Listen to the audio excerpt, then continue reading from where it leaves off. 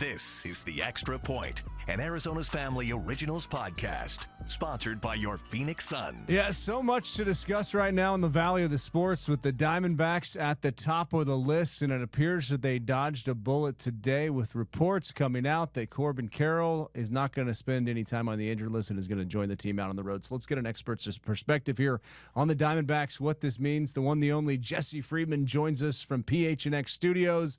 I hope you are maybe having one of those beers behind you in the is there real beer in there, or is that just for decoration? Of course there's real beer in there, Mark. I don't know why you would question that. Of course. Yeah, well, I know how TV works. But it looks nice. You look nice. And let's get right to it. Corbin Carroll, it looks like the MRI came back clean. So, I mean, it kind of goes without saying here, but in a year that has been just stopped so many times by injury, there's not an injury here to the Rookie of the Year. What do you think this means to the clubhouse? Yeah, it's big. No question about it. Corbin, obviously, it's been a tough year for him. This is not at all the sophomore season that he was hoping to have, or that the Diamondbacks were hoping he would have, at least not up to this point. But he's started to really look better over the last couple of weeks. You've seen Corbin get on base pretty much every single game that he's played in. He's had some multi-hit games. He hasn't really hit the ball over the fence, but he has his gap power, at least, has kind of shown up in spurts here over these last few weeks. So he's starting to look better. And I mean, it really would have been rough for the Diamondbacks and for him if, this progress that he's made was brought to a halt by an injury that kept him out for a few weeks or whatever. So yeah, we still don't know officially what this is going to look like, but it sounds like there's at least a chance he could be in the lineup in there tomorrow in DC. Yeah, and our good friend Nick Pecoro, the first to report that looks like he's going to travel to D.C. As you've watched Corbin Carroll this year and struggle and talk to the media and the different tones, from spring training to there was a Sunday probably a month ago where he just kind of held court for a little bit. How would you assess the tone yesterday compared to the tone other times he's talked to the media so far this year? Yeah, I actually, unfortunately, wasn't at the ballpark yesterday. I wound up spending Father's Day with the family. Nice. But still have been able to, certainly been a part of a lot of the conversations that Corbin has had with the media throughout the season. And I was able to see some video from yesterday, and it seemed like his spirits were relatively high. He didn't seem too concerned about it in the moment. It appeared that he was somewhat confident he could be in there in DC, and that's what it looks like. That's how it looks like things are going to go here. But yeah, I mean, there's no question in the bigger picture with the struggles that he's had. This has been a really tough year for him. I mean, Corbin is someone who not only had pretty much instant success in the big leagues, but had instant success in high school. After he was drafted and came over here in the minors, he tore up pretty much every stop along the way. So it's hard when all you've really known is success everywhere you go, and suddenly you just you're among the bottom 5 or 10 in the league in OPS or whatever it was. But it feels lately like he's kind of started to work his way out of that. Can you put your finger on exactly what the struggles are as you've been able to kind of collect information when you've been at the park? I'm sure there's multiple factors. What Corbin described to us, this was maybe about a month ago, was that he had gotten his bat path had essentially gotten too flat. That's at least what seems to be a pretty significant part of the issue for him. He took a whole bunch of swings over the off season, specifically on high pitches. That was something he was trying to improve at. And it sounds like, in order to hit pitches up in the zone, you naturally have to swing a little bit flatter. And it sounds like some of that kind of bled into all of his swings and just made it a little bit harder for him to get to certain pitches. So it's difficult. I mean, Corbin is such a hard worker, such a thinker, a perfectionist, I think, in some ways. And so for him, he wants to go into an off season and identify how he can get better and do everything he possibly can to accomplish that. Seems like he might have done himself a little bit more harm than anything in the process by kind of messing with his swing in some unfortunate ways. So yeah, I think he's kind of worked his way out of it. I think better swing decisions have also been a part of the success recently, just laying off some of those pitches that he was getting beat on early in the season. But, it just goes to show, like, baseball's a really hard sport. I mean, you can be one of the best few hitters in the league one year, and, you make some tweaks that maybe have some negative effects, and, suddenly your numbers just are not nearly what they were before. Right. It's a game of inches, like a lot of professional sports. As far as, I always seeing his shoulder injury last year and, thinking, oh man, this great story was going to come to an end. And then he bounces right back and is right there making the final out of the National League Championship Series. And we're never going to, no one's going to, rightfully so, tell you if they're injured, because the other team could exploit it as a weakness. But I think when I look at him, that shoulder's always going to be some sort of an issue, and he tries to adapt his swing accordingly. How much concern do you think there is there? How much concern do you personally have for Corbin? Just stature, he's not the biggest guy, holding up over the course of time as hard as he plays and as hard as he runs. Yeah, I think, the shoulder was certainly a question that I had, in the second half of last season. Even the numbers weren't quite what they were in the first half. So yeah, it was a question that a lot of people had. He has always been adamant that there weren't any injury concerns there. The Diamondbacks have said that as well. As you said, teams are always going to be kind of wary what they share with the media, and rightfully so. But yeah, it seems like his shoulder's fine, and that hasn't had really anything to do with the issues that he has had. But I remember even when he first had that surgery, it happened several years back, pretty early on in his minor league career, when he had season-ending shoulder surgery just a few days into the season. And after coming back from that, he was very willing to admit that it's never going to be the same. Like, when you have a major shoulder procedure like he did, it's never quite going to feel like it did before. It's not really a situation where you get exactly back to where you were. You have to kind of just figure out how to live with it, and how to operate within this new normal that a situation like that creates. And last season, he certainly showed that he has the ability to do that. And I think now he's just, looking to get back to that.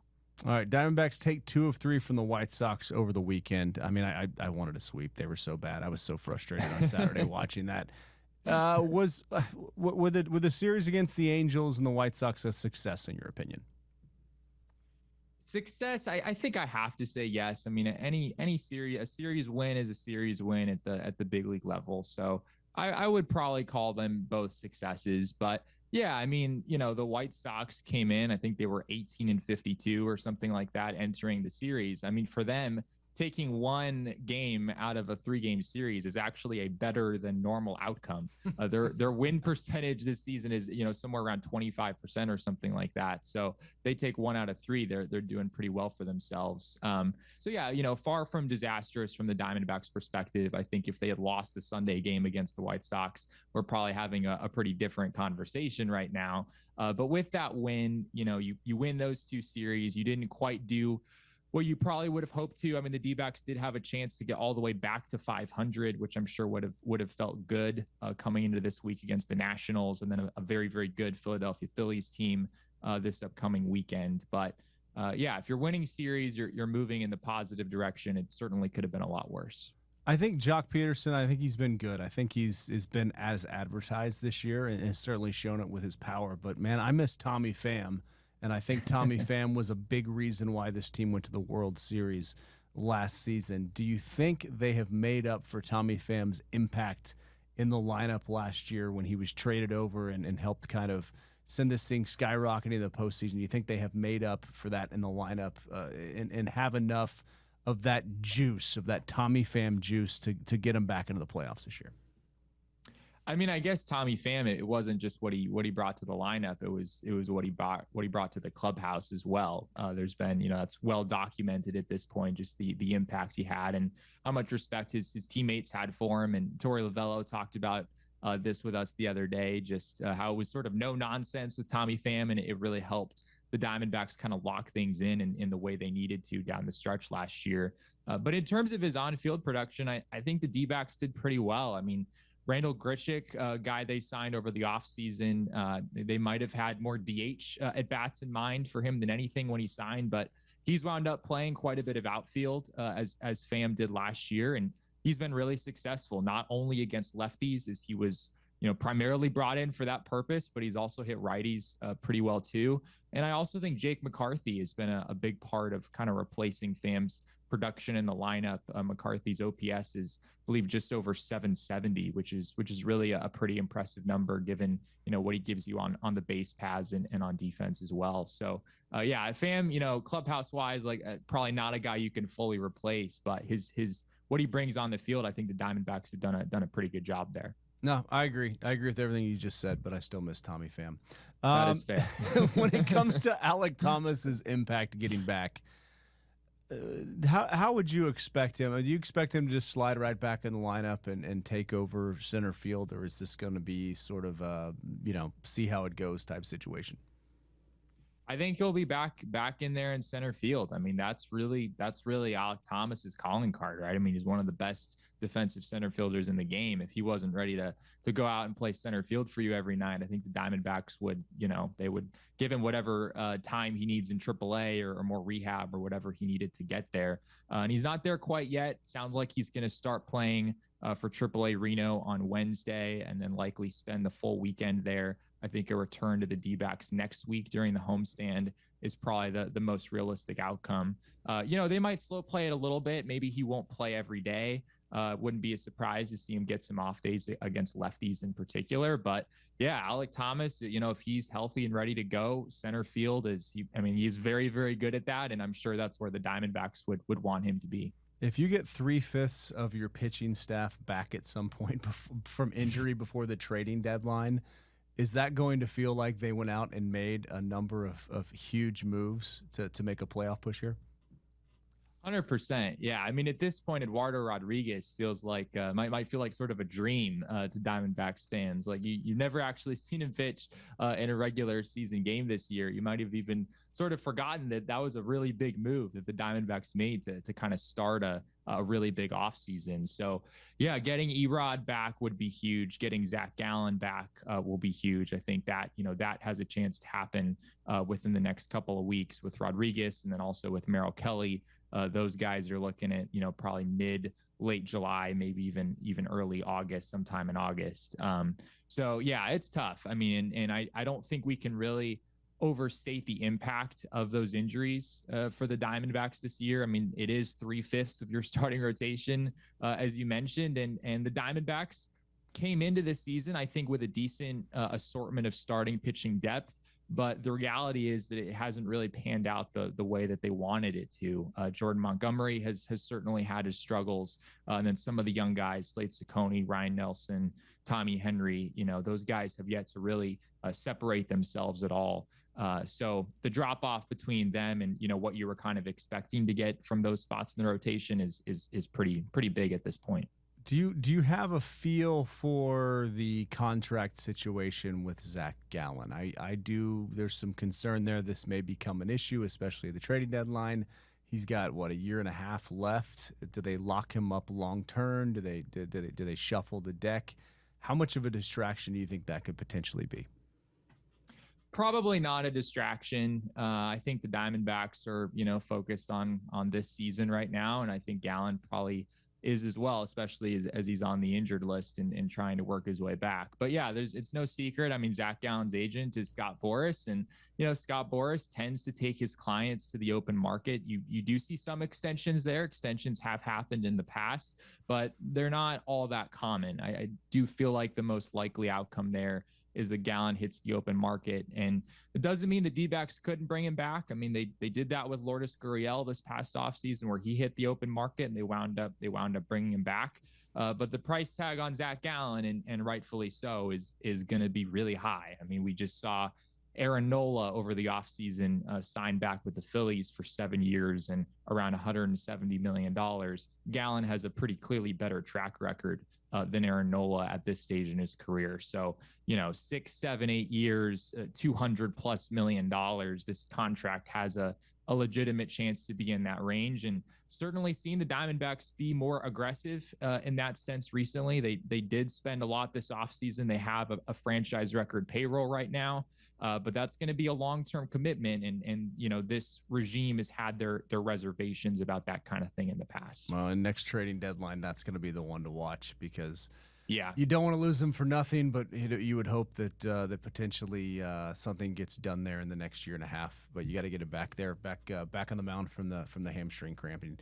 As far as this coming road trip and this coming weekend, I mean, the Nationals, you'd like to go and see them go in there and take the series and potentially get 3. But you know, you're going up against a Phillies team that was just destroying people the first couple months of the season here. You have a National League Championship Series rematch, so. What's a win in Philly look like this weekend? I know we take them one game at a time, but let's go ahead and jump to the next series. It's going to be tough. I think the Phillies are getting Trey Turner back from an injury, so that's certainly a big addition for them. And yeah, I mean, the Philadelphia Phillies are a very, very good baseball team. It's not only the lineup, which has been hitting for years, and that seems to be a pretty safe bet for them at this point, but Ranger Suarez is a key piece in their rotation. We saw a little bit in the postseason last year. Suarez was more of a mid-rotation guy last season. This year, he's in the conversation to start the All-Star game for the NL. He's been that good. And that's in addition to Zach Wheeler, who's a perennial Cy Young candidate, in addition to Aaron Nola, who's been excellent this year as well. So, yeah, the Phillies, I mean, the Diamondbacks are going to have their hands full for sure, especially going into Citizens Bank. It's obviously one of the more hostile environments to play. We certainly saw that in the postseason last year, and those fans weren't too happy, Mark, about what took place in that ballpark last October. So I have a feeling it'll be even noisier over the weekend in Philly than maybe it usually is. I don't know what was better, watching Philly fans get that upset or Dodger fans get that upset and have to go into the winter. What else are you kind of marinating on? What else are you watching here as the Diamondbacks approach the home stretch here to the All-Star break? I think there's a few hitters that they really could use to get going. I mean, Gabriel Moreno was a really big part of this offense. Last season, we saw him hit third for the Diamondbacks throughout the majority of their postseason run. He really seemed to be taking some steps forward offensively. We haven't quite seen that this year. He's looked good in spurts, but his OPS is still in the 670 range, something like that. He hasn't quite been the same guy that we saw in the second half last year. So him turning things around would be big. Corbin Carroll, going back to what we were talking earlier, I mean, him just continuing to move things in a positive direction is really important. At this point, I don't think it's as much about his end of year numbers, whether he finishes top 5, top 10 in the MVP conversation again, or, what his OPS is at the end of the season, any of those things. I think you're just looking for Corbin Carroll the rest of the season to be a legitimate threat at the top of your lineup. Like, he's probably going to be batting leadoff for the Diamondbacks most of the rest of the season, as he has up to this point. And you want to see him get on base. You want to see him wreak havoc on the bases as he did a year ago. So, the starting rotation has to get healthy. I mean, that's certainly a big thing, but in terms of the players they have, Moreno and Carroll, two of the best young players in the game last year, the D-backs really would benefit from those guys getting back on track. All right, and where can we find you on the airwaves, online, on YouTube, on social media, and will you be out on the road at all with the team anytime in the future? Won't be out on the road for this road trip. Their next road trip, I believe they're in LA and San Diego. I will be out on that one. But yeah, you can find my writing over at gophnx.com. We've got some other great writers covering other Valley sports teams there as well. All of our podcasts covering the Diamondbacks, we've got 5 of those a week. You can find those on podcast platforms or on YouTube. Our channel is PHNX Sports. And then, of course, you can follow me on X for people who want to do that as well. I'm at Jesse N. Friedman over there. I think you should have a beer now. I appreciate all your time. I will do that, Mark. A celebratory beer in honor of you. Okay. I might have to pop over there and have one as well. So, hey, thanks so much for the time. Great stuff as always, and have a wonderful week. All right. Thanks, Mark. You too. This is The Extra Point, an Arizona's Family Originals podcast, sponsored by your Phoenix Suns.